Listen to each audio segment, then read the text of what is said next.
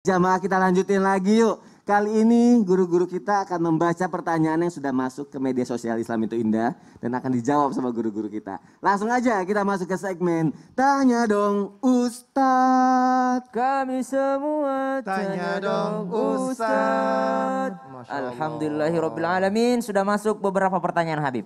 Tapi kita pilih 2 insya Allah. Betul. Dan mudah-mudahan ini mewakili pertanyaan jamaah yang lainnya dari sosial media. Langsung Habib ya, izin ya. Habib yang jawab pertama ya. Bismillahirrahmanirrahim dari hamba Allah. Assalamualaikum Pak Ustadz. Gimana kalau setiap suami ngasih sepenuhnya uang ke istri, tapi selalu ditanyain uangnya habis kemana, buat apa aja. Jadi selama saya nikah 4 tahun ini kan, nikah punya buku catatan tuh setiap mau belanja agar jelas. Tapi giliran suami yang belanja nggak mikir-mikir. Sedangkan kalau saya mau belanja ada aja larangannya. Suka sedih gitu, seakan-akan cuma disuruh pegang duit doang.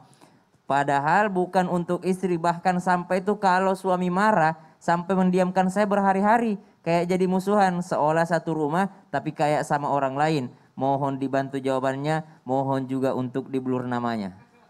Menarik ini, di-blur namanya, Di-blur berarti nggak namanya. kelihatan. Bismillahirrahmanirrahim, apaan Ustaz Syam? Siap, Habib. Allahumma sholli ala sayyidina Muhammad wa ala ali sayyidina Muhammad. Khiyarikum linisaihim. Khairukum li ahli wa ana khairukum li ahli. Itu hadis baginda Nabi besar Muhammad sallallahu alaihi wasallam. Berbuat baiklah kalian terhadap istri kalian. Penuhi kebutuhannya. Jangan pelit terhadap istri. Kasih. Karena apa? Ketika seorang suami memberikan terhadap istrinya, dia kasih sebagian daripada rizkinya atau dikasih semua rizkinya, itu sodakoh yang besar dan sodakoh yang terbaik.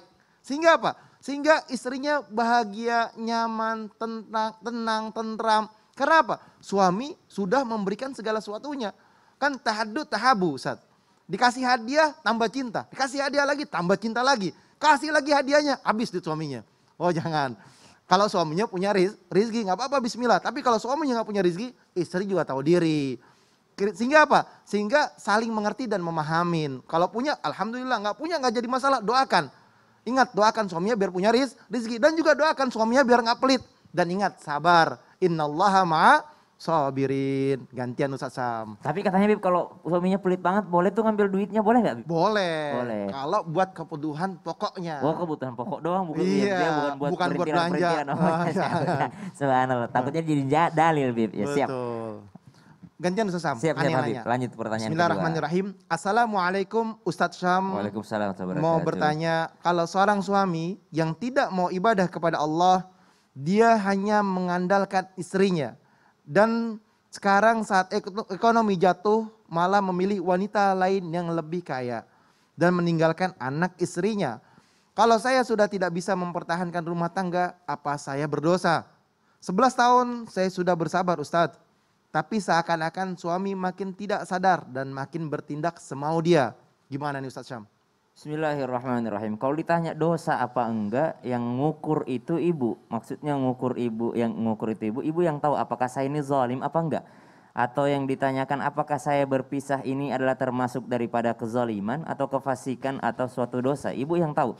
Karena sebenarnya perpisahan itu kan tidak berdosa, halal, tapi enggak disukai sama Allah.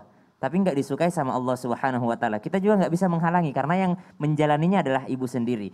Jadi subhanallah, ketika ada seorang suami sudah tidak mau ibadah, tidak mau sholat, tidak mau dekat dengan Allah, tidak bagus lagi hubungannya kepada istrinya, tidak bagus lagi hubungannya sama sosialnya. Maka subhanallah, ada satu jalan yaitu perpisahan, tapi kami tidak menyarankannya. Kenapa? Karena memang yang paling bagus untuk disarankan yakni menyambung silaturahim. Namun ketika ibu bertanya ini dosa apa enggak, tentu saja kami juga mengatakan itu tidak berdosa. Karena sesuatu yang dibolehkan oleh Allah namun sangat dibenci juga sama Allah Subhanahu wa taala. Ibu, kalau udah bertahan 11 tahun, insya Allah mudah-mudahan bertahan lagi setahun 2 tahun untuk apa? Untuk yang namanya mempertahankan ini berislah istilahnya, memperbaiki lagi, bukan hanya ibu memperbaiki hubungan dengan suami, tapi ibu memohon kepada Allah Subhanahu wa taala, memohon petunjuknya. Banyak orang mengatakan istikharah itu hanya untuk memilih jodoh. Enggak juga. Istikharah itu untuk memberikan ketenangan hidup kita. Kenapa memberikan ketenangan hidup? Karena jawabannya pasti sudah dituntun sama Allah Subhanahu wa taala. Masya Allah Ustaz Syam. Izin Habib. Berarti istikharah minta petunjuk.